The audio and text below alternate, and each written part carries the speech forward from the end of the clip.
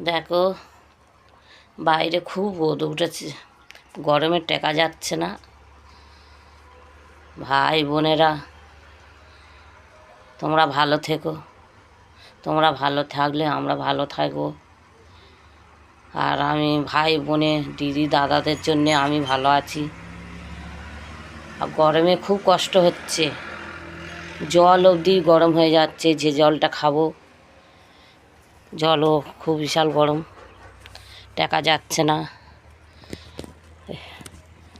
দেখেছ এত গরমে টেকা যাচ্ছে না।